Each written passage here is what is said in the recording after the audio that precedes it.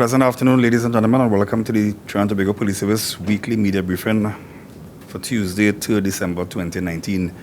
I'm Superintendent Wayne Meister, Public Information Officer of the TTPS, and I'm here with the Commissioner of Police, Mr. Gary Griffith, and Mr. Christian Chandler, Head Legal of the TTPS. But before I hand over first to Mr. Chandler, I just want to give you all some information as it relates to our national event that took place yesterday. That's the local government election 2019. And that election commenced, voting commenced at 6 a.m. and it was expired at 6 p.m. on that set date. 3,907 police officers were detailed for duty under the command of the Commissioner of Police, Mr. Gary Griffith, and the Gold Commander, Deputy Commissioner of Police, Mr. Jason Ford. We are happy to say that there was a 91% turnout of police officers who came and performed duty on that day. The Trinidad and Tobago Police Service provided a high level of security at all 14 municipal and regional corporations, 2,105 polling stations, 139 electoral districts, and 47 returning centers. There was just one minor incident, and that was one man who was arrested around 2:30 p.m. that said day for disorderly behavior, and that was in the vicinity of the Lendo Village Primary School polling station in the Shogunas district, and that matter was being dealt with. So we are happy to say that the 2019 local government election was safe and free from any major incidents. And we'd like to take this opportunity to commend all police officers who came out in their numbers and performed human service in maintaining security and safety in Trinidad and Tobago. I now hand you over to the head legal, Mr. Christian Chandler, who will give you some information. Thank you, Mr. Meister. Good afternoon, ladies and gentlemen. Good afternoon, Trinidad and Tobago. This afternoon, I want to address concern of the TTPS. There seems to be, or appears to be, some friction between a particular media house and the TTPS. And we want to address that simply because we understand and we support journalism. We know that a free and democratic media builds a good democracy. However, our concern is media reports, when things are printed, what is being printed. It is no secret that a particular story has been continuously printed in a particular media paper. That being the case, we have our concerns on the truth of that matter. The thing about it is, when you look at the report itself, it speaks to the initial station diary entry that was made. And I want to start out by saying that you cannot say that you want to enforce the law if you're going to break the law. And I say that on the premise that what is happening is that this is the second time in recent times that we have seen a photograph of a station diary extract being taken and circulated. It could only have come from a police officer. That sort of conduct must be frowned upon. I haven't gone into the contents of the entry itself. But the fact of the matter is that that sort of conduct must not be encouraged. We had a similar situation recently. And where a woman police officer was propelled to a media story, front page again. And the travesty is that, again, allegations are made against the commissioner without any merit to them. And what is happening is that we're talking about impunity, and police officers are flouting and flagrantly not adhering to the disciplinary process, the Police Service Regulations and the Police Service Act. And this sort of conduct must not be encouraged. And so, being journalists of a high standard, we want to encourage that this sort of behavior not be adhered to. When we look at the story itself, what we see is two positions being advanced. I see a position where an entry is made in the diary on the 21st of June about an incident that took place on the 20th. And when you look carefully at what is being reported, what you're seeing is two different positions. In the entry, it is alleged that the commissioner would have acted in a particular manner. But when you look at the report and what is printed in the story, it in itself contradicts itself, because it goes on and talks about, well, some big sword man that jacked him up and some big sword man that cuffed him in my belly. Two different positions. More so, here's even what is more alarming. If a police officer is making an entry of this nature, at the very least, he is duty-bound to do what is necessary. If it is that a report is being made of a battery or some bodily harm inflicted, why wasn't it that that person was taken for medical attention, to seek medical attention? Because that is a requirement. You're duty-bound to take the person to seek medical attention. That wasn't done. Was the person given a medical report to go and seek medical attention after? No, nothing like that has been done. So we need to be conscious and cognizant of what is being put out there, and the concept of being responsible and unbiased in producing stories. This in itself is concerning because it seems to have attracted attention in other spheres. And I say that because I looked at the release from the Law Association. And the Law Association, as a body, has a duty to make recommendations and look at what concerns our society. That is their duty. And we have no issues or qualms about that. The challenge is, however, when we look at what is being put out there, if it gives a particular perception. Because I looked at it, and generally the Law Association is always a very unbiased body. But then when I read the release itself, to remind myself, it calls for a probe into the commissioner by either the PC or the PSC. Might I say that the PSC does not have that jurisdiction under the Constitution? But nevertheless, if it is that we're calling for a probe on the commissioner, if there's some wrongdoing, why in this release are they not calling for a probe into the reporter if it is that the story itself was false or not true, and they particularly put something that was not veracious in the media? Why is it that no one is calling for a probe there? We need to adopt a balanced and an unbiased approach. So when I look at what is being put and advanced by the Law Association, I have a concern that it is not fair to the Commissioner of Police. And as well, what is the ramifications? We ask ourselves, what is the ramifications of the reporter, the journalist, putting a story that is untrue or advancing a particular point of view and agenda? Who is going to treat with that? Because we have an oversight by the PCA. Who is going to oversee what the reporter is actually doing? And this is a cause for concern for us. So that we want to ensure that the media and the TTPS have a good working relationship.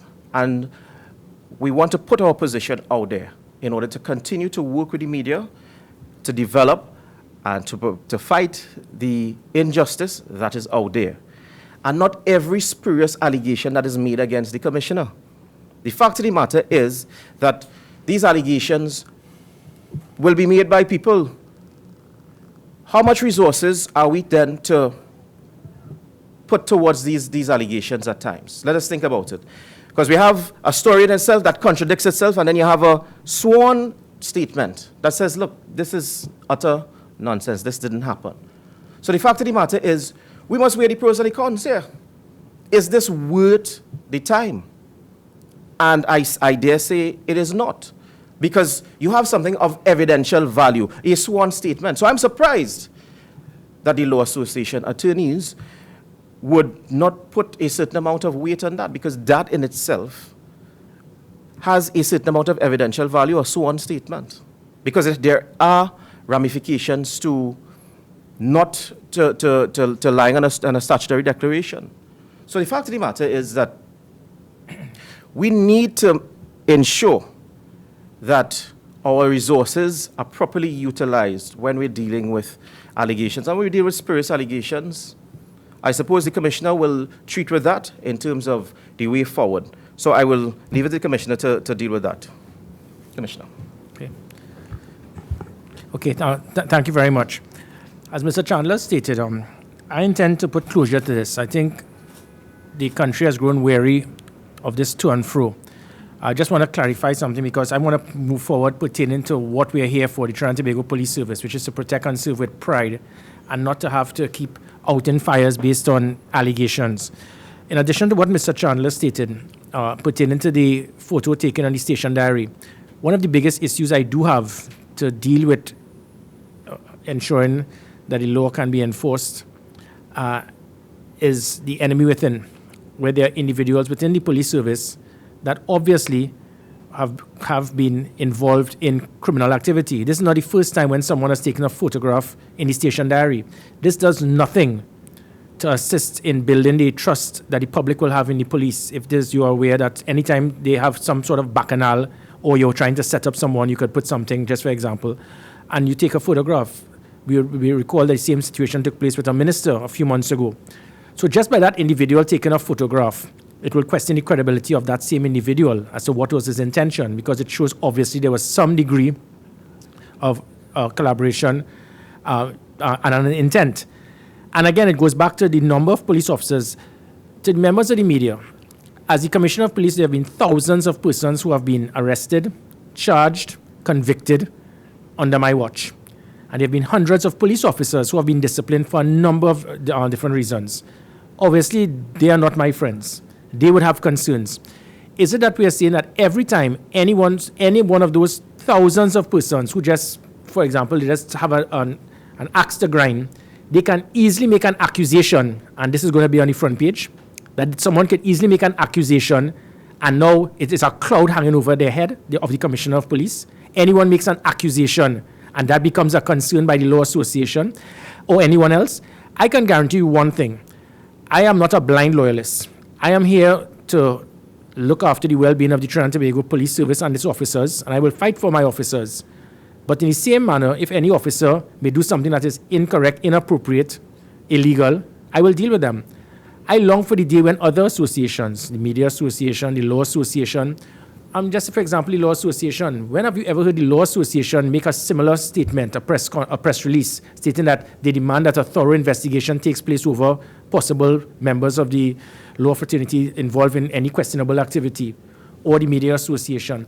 Associations are not there just to protect your own. At times, you need to be transparent, and you need to look and realize, listen, these people may have done something that we need to do an investigation on. You can't have blind loyalty. I certainly do not have blind loyalty, which is the reason why in the history of the Trinidad and Tobago Police Service, never have there been so many police officers that have been disciplined. And because of this, there would be individuals, the enemy within, that would do what is required to bring me down.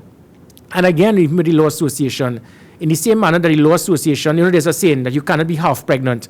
They cannot use one element and demand that an investigation takes place. But what about the sworn affidavit, the sworn statement by the individual who said that there's a committee that is formed involving police officers and certain people in the media deliberately assigned to bring down and undermine the Commissioner of Police? An organization that is formed to try to bring down someone who holds public office. The Law Association does not see that as being important to launch an investigation, but they decide to say, let's launch an investigation and a probe on this matter.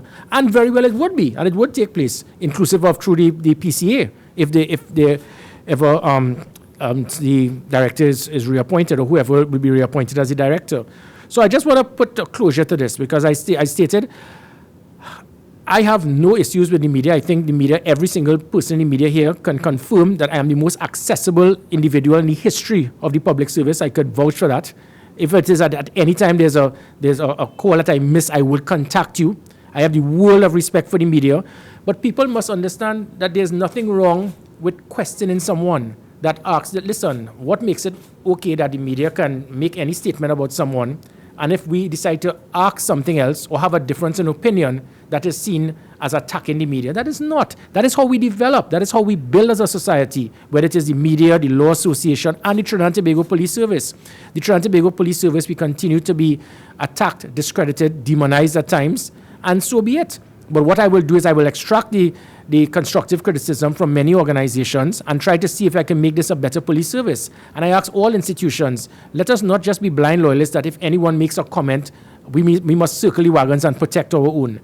The fact of the matter is that, as I stated, I have the world of respect for the media. But over the last 8 days, I have been on the headlines on 4 occasions. I wish to inform the media. I know there's a love for Gary Griffith. There's a tabanka for Gary Griffith. I wish to give you all the bad news that I'm already married, but my second love is the media.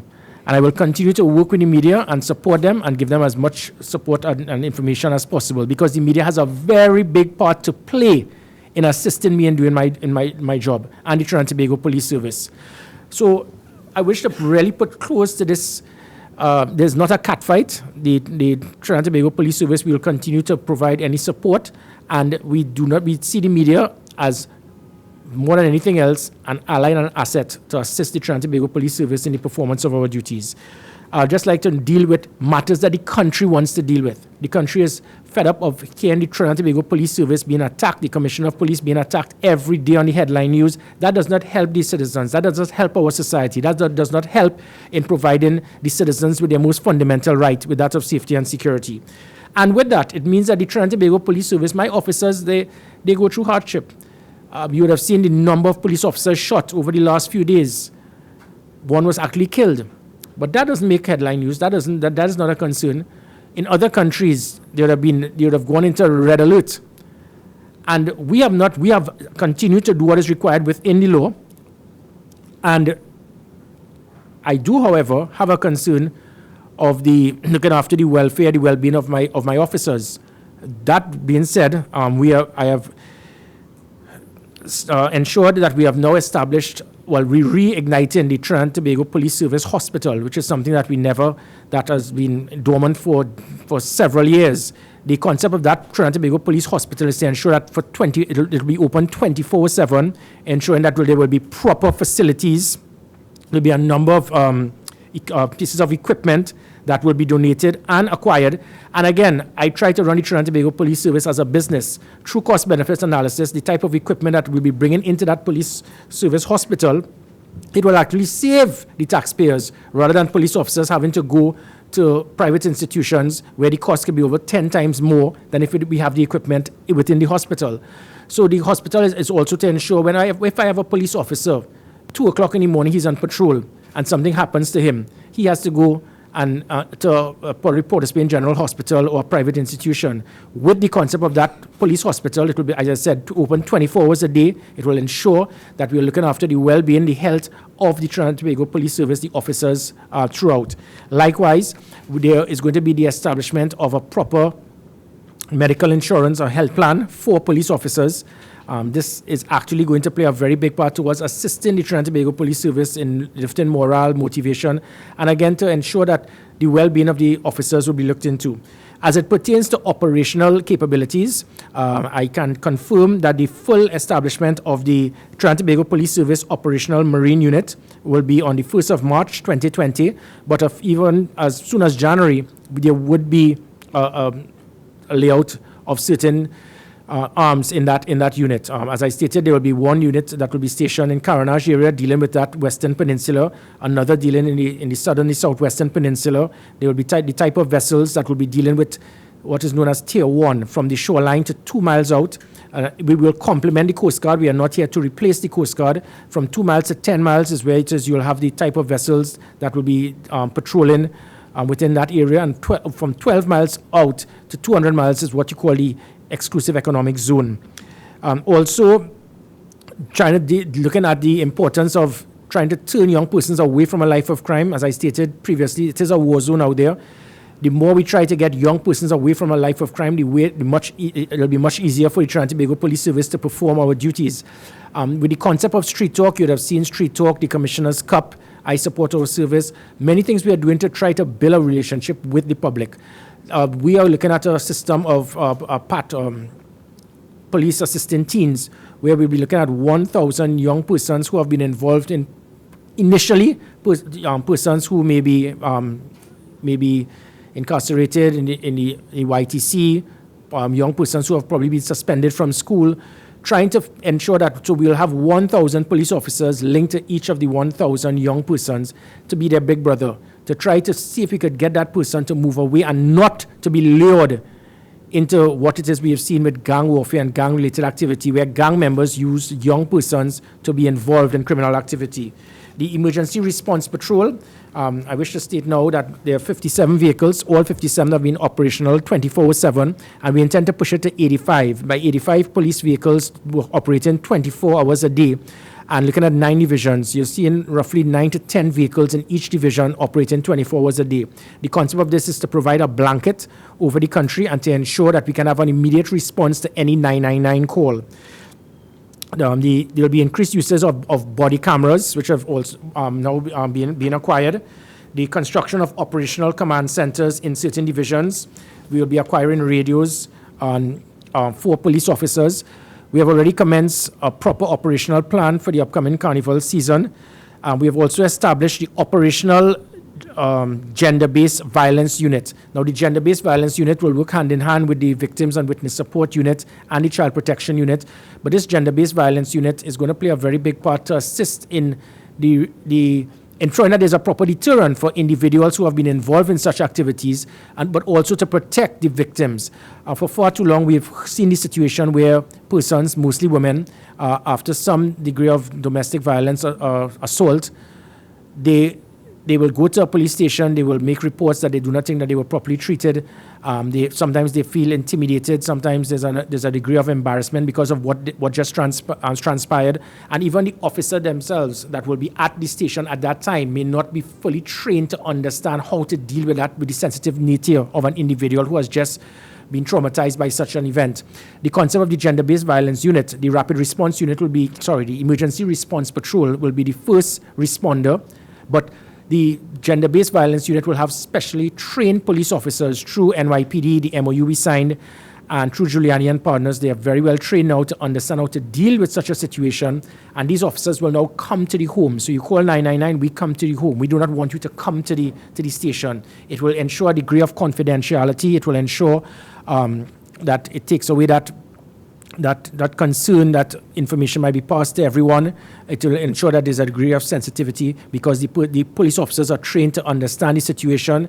They will also be involved in making sure we enforce restraining orders, which is something that we have really been lethargic with.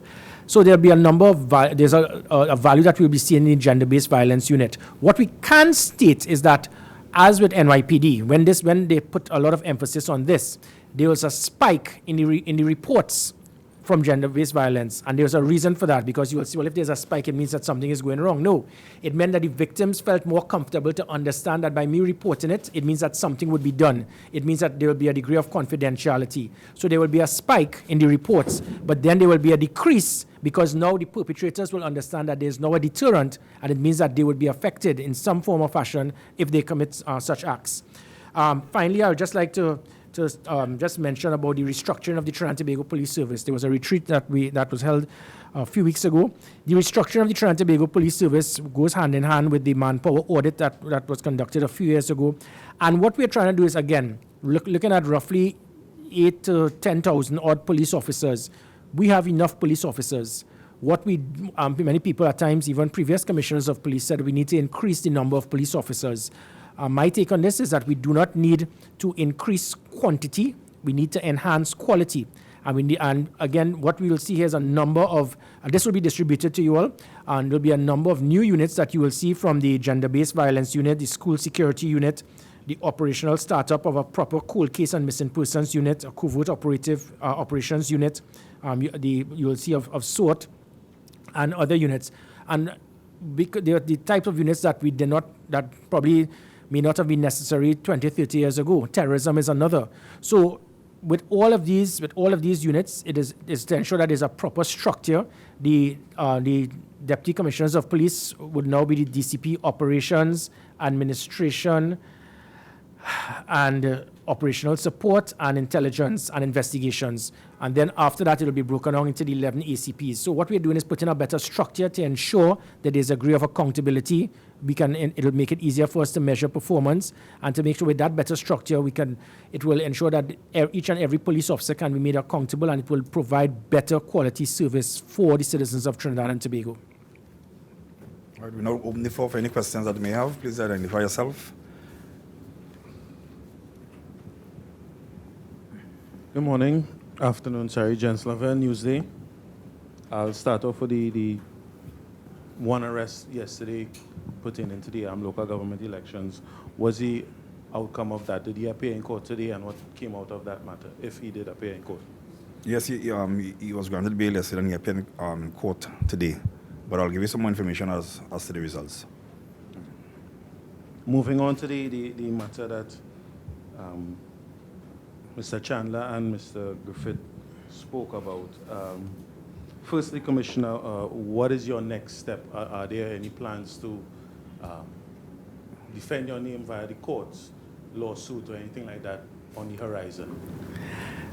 I intend to ensure that good sense will prevail. The fact of the matter is that, again, it's not a case of me trying to defend my name. There was nothing to defend. As I mentioned, there are thousands of persons in this country who have, since my tour of duty, whether it is they've been arrested, charged, convicted, likewise with police officers. I am not going to be a dog barking at every car that passes based on someone making an accusation. It has to be something that is based on evidence, witnesses, something to verify. If it is that anyone in the media feels that as soon as someone makes an accusation on Gary Griffith, it'll make front page, but they'll need to print many front pages in the next few months, because I intend to step on many toes in the near future. Because regardless of who it is, my job as the Commissioner of Police is to ensure that the law is enforced, and we will uphold the law. So persons, again, the media is free to publish what they so desire. I think the public is fully aware of my situation. I probably have arguably one of the most difficult jobs. I do not have time to be distracted. I do not have time to be, as I stated, I am not a dog that's going to be barking at every car that passes, and then when the car stops, nothing happens. My job is to focus on dealing with providing citizens with their fundamental right of safety and security. Let them print what they want, let them say what they want. The fact of the matter is that I have nothing to defend. Any investigation into the officer and/or officers who would have taken pictures of the station diary, and also the officer and/or officers who are part of this cabal to bring down the commissioner? Well, I know I would ask the Law Association if they would agree to such an investigation, because seeing that they were so eager to print that there should be a probe on the commissioner, I would like to ask the Law Association if they also believe, because the same individual in his sworn affidavit stated such, that there's a committee formed to undermine and to bring down the Commissioner of Police. One will think that should make headline news. It didn't. It was ignored by everyone, that there's a committee formed with individuals in the media. And please, for God's sake, if there's one person in the media out of several hundred of you all, this doesn't mean that I'm attacking the media. But the media is not perfect, the police service is not perfect. So there may always be individuals, and this has nothing to do with the individuals involved in this matter. The individuals involved may be very hardworking, dedicated citizens and media persons who are very professional. I see them as being professional. This is not directly targeted at the individuals involved, but this same individual made a statement, sworn affidavit, that he was told that there's a committee formed to undermine and to bring down the Commissioner of Police. That, I think, is something more serious than anything in all of this bacchanal soap opera that took place over the last 8 days. Have you all been able to identify any members of the media, past or present, and any officers involved in this? No, at this time. Mr. Chandler, 2 questions for you. Sure. And then one more for Mr. Griffith. Staying on the issue, where is the station diary? According to the first story, it vanished after the photograph was taken. No, they haven't. Right. So That is actually not true. I don't know where they get that story from. Yep. Because I think commissioners are a little guarded with this. Some internal investigations have begun, and I know that they are in possession of a station diary. So I don't know that to be true. So I don't know where they get that story from. And last question for you, what was reported? Because you made mention that there was some details about a big, strong sword officer Yes. cuffing him in his Yes. belly. That goes against what was reported in the article. Could you tell us what was in the station diary, and was that station diary signed by either Mr. Skeet or the officer? Right. I like what you're asking in terms of if it was signed by Mr. Skeet. Good question. Or yes, a very good question, and which is in line with general police practices. From what I understand, no. I'm acting based on instructions. I myself have not seen the station diary, so I don't want to mislead you or to misquote anything. I can just go based on the express report, right? Go based on this. Because in 1.5 here, what you have is an excerpt from what is perceived to be, what is stated to be in the station diary. And on the other half, what you see here is what is supposed to be a reflection of the conversation between the reporter and Mr. Skeet. Has anyone paid attention to what is being said here? Because in this, it contradicts itself. Because on one side, is the entry is saying, look, the commissioner choked me, he jacked me up. But on the other side here, after you talk to the man, he is saying, is a big, strong sword man, and not the commissioner. So, what is the story? Well, Where is the I'm a investigation? little gun strong, so he could. Now, I just want to clarify a matter here with this situation with the Trinidad and Tobago Police Service. If we have 10,000 odd officers, as I stated, the Trinidad and Tobago Police Service, we are not perfect. We come from society, and society is not perfect.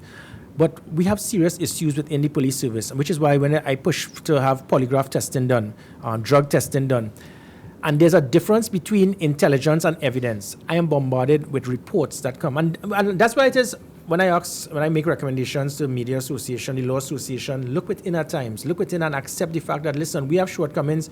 So I long to the day that the Law Association, they love to do releases to tell everybody else how to do their job, but not look within to say there are 3 or 4 attorneys that are involved in questionable activities. We demand an investigation. Let's see that, and that's what I do. And I could be bold enough to state that, yes, I have intelligence reports that I will get from about police officers involved in drug trafficking, involved in gang-related activities. And at times, I cannot do anything because it is intelligence. So we know, but there's a difference with intelligence and evidence. What options do I have? Transfer. When I transfer, they cry, they complain, they do all sort of different things. Because what happens, if they hold a specific area, say, for example, Diego Martin, and they're involved in, say, drug trafficking, or involved in working with gangs, and I decide to transfer them, they will not be pleased. But then after the first thing, the media, they will run to the media and say, oh, Gary Griffith transferred them. Now, I'm not saying, now, many police officers have been transferred, not based on anything else other than the value of the officer, because we believe that there could be a better value somewhere else. So this is not to throw a broad brush on every police officer being transferred, but at times, based on intelligence we get from the SSA, from our intelligence units, we have to do this. And that is the problem I have to face with the enemy within, and trying to deal with it. This situation with a photograph being taken, it shows the immaturity, the pettiness, the childlike approach by certain police officers. Because you do not like the commissioner, you decide to take a photograph. You know what that does? When those things happen, it takes away the credibility of the police service. We no longer become credible, we become incredible. It also takes away the fact of citizens feeling that I can trust the police service. If I go forward to make a report, someone will take a photograph in the station diary and send it to the media. This serves no purpose. That is the type of police officer we do not want in the service. As a member of the media, we appreciate officers who take photographs and send it for us. Just want to put that out there. Yes. And my final questions for you, Commissioner, is pertaining to the hospital. How soon do you expect that to be up and running? Do you have a budgeted cost? And lastly, what about the $1 million life insurance policy that came out under the... No, there's a difference with the $1 administration? million life insurance policy that was actually drafted by a previous Minister of National Security in 2014. That was me. And this is much more than that. this is not just about police officers who have been killed in the line of duty. This is a medical insurance policy that police officers are part. So what it is, the hospital will work hand in hand with the insurance policy. So the hospital is there for first response, for minor injuries, and then we'll have the type of equipment that we'll be looking at that can ensure that police officers will not have to go to institutions where it is, as I said, the cost will be several times more. Other than that, if it requires some serious type of medical support required for the police officer, what we had in the police service for years was a big brand tub, a big barrel, and anyone who has a situation, the commissioner puts his hand in the bucket and signs a check for $500,000-$600,000 for that person to get medical assistance because of a serious medical complication. So what we are doing now is having the hospital, as I said, 24/7. We have doctors who will be on call. The present situation is totally unacceptable. We have one doctor, he will meet 15 patients for the day. Several of those will just be referral or somebody needed Panadol. At the end of 15, that is it. So the other several thousand police officers have to fend for themselves. This hospital is, as I said, 24/7. We'll have properly trained persons that will be there throughout the course of the night. And if it's a situation that warrants something much more, that is what this medical insurance policy is about. It is to ensure that the police officer can have the type of support and medical assistance, surgery, and so forth, if required. How soon do you expect that to be? By the end of January. I'm Commissioner Joshua Simangal from TV6. Recently, there was a fatal shooting at the Port of Spain General Hospital, and a number of associations, including the Medical Association and the Nursing Association, called for a permanent presence of more police officers at these hospitals. Have you had any conversation with the health minister or the ministry in relation to that? And do you have any intentions to place police officers permanently at those hospitals? Well, no, I have not met as yet with the Minister of Health. I think basic protocol, the first thing I will do is liaise with the Minister of National Security. Through the Minister of National Security, I think he will liaise with the Minister of Health, with myself, and we'll see what can be done to prevent this in the future. It is obviously, when this happened, immediately it triggered a panic attack, and rightly so at times, by many persons, nurses, other individuals. They did not want to report to work the very next day. The police, we put heavy presence there, but again, I'm not going to set a field for bad bowling. It's a cricket term where something takes place, we're just going to throw officers there. Obviously, there's a concern we need to do what is required, but just setting up a police post every time there's an incident somewhere, I think we can do much more.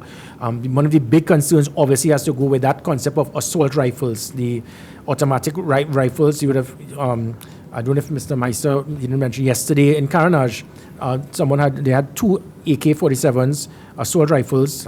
One person was shot. And again, the concept of an assault rifle can do serious harm, especially to innocent persons. I do not believe in this word these words collateral damage. So to answer your question, there are several different institutions who have the same concerns. And what we are trying to do is, I do not have the plasticine just to keep making police officers and put them at different posts. Every time it is, we set up a post. And let me tell you something. I want to clarify this post. Many people, when I go to different constituencies, they speak about setting up a police post here, there, and everywhere. The more police posts means less police officers can be out patrolling. I intend to push much more. It's something that we lost in our policing, which involved police officers on the street, on the beat, walking the beat. All police officers are either in a station or in a vehicle. We need to get police officers back out onto the street. It ensures a higher visibility. It provides a degree of comfort and support for citizens. It allows the public to interact much more with police officers. It allows police officers to get more information. So rather than setting up a post is not the be-all and end-all, because we have seen situations where persons have been shot just mere meters away from police stations. The more police stations, the more police posts, less police officers can be out being operational. Commissioner, recently the government put forth its cannabis decriminalization bill. Were you consulted in that at all? Have you had a look at the bill? Do you have any issues with the bill? And one of the positions they put forth is to clean the records of people who were convicted of possession up to certain amounts. What is your position on that? Well, as the Commissioner of Police, I could say that the Trinidad and Tobago Police Service, we are here to uphold the law, not to change the law or to amend the law. I can make recommendations, which is what I do at times, especially if I see that something can assist greatly to the country and to assist the police service. This is a matter that is presently being debated, so I would prefer not to make any comment at this time. What I can say that we have seen internationally, many countries have gone along that route, pertaining to decriminalizing. Persons have started getting carried away. This is not they feel that they can do what they want, smoke where they want at this time. Let us please adhere to the law. Persons have already started contacting me, stating that they have several acres. They want to know if they could start planting and mass cultivation. We need to just tone it down a little until we wait to confirm what exactly how the law is going to be enacted. But did you make recommendations before it came to pass? No, I didn't. Commissioner Bhavita Gopalchan from CNC3. Is there an existing facility for the TTPS hospital? Yes, there is a TTPS hospital. It is on Salmon Drive by the Police Training Academy. But as I stated, that hospital, it is more of a medical center that will be open from 8 a.m. to about 1 p.m. There will be 1 or 2 doctors that will be there. They will turn up. And as I said, they will only, I can't remember, it's 15 or 20 odd persons that they will see for the day. And that is totally unacceptable. And that is what has caused many police officers to be forced to go to private institutions. And as I stated, at night, if police officers, they're on patrol, something happens to them, my officers should not have to go to a public or private facility to be looked after. So I'm looking after the well-being of my officers, as I stated, by having our own hospital, getting the medical supplies, the equipment that we have. It is actually going to reduce the costs. It's going to be less money that the police service will request from the state, and it will ensure a better degree of looking after the well-being of the officers. So right now, it is more of a medical facility, open Monday to Friday from 8 a.m. The police service, we do not work 8 a.m. to 4 p.m. or 2 p.m. Mondays to Fridays. We work 24 hours a day. So I need to ensure the well-being of my officers 24/7. And what about the gender-based violence unit? How soon are you looking to have that up and running? I think it will be in just in about 2 weeks. We already have the officers, we have the structure, and there will be a powerful campaign to try to get the public to buy in and understand the situation. On many occasions, we have seen fatalities take place because individuals involved in domestic violence, they're afraid to come forward. They think that it would not be properly dealt with. At times, we have reports where the individual who is the possible suspect has been briefed. He has been told what it is, the report that was made. So by this gender-based violence unit, it's an elite unit that is going to be very confidential. The information is going to be passed between the police service and liaison hand in hand with the victim. And I think it will play a very big part towards the reduction of domestic violence and also the fatalities that we have seen with homicides taking place through domestic violence. That's it. Okay, ladies and gentlemen, thank you very much.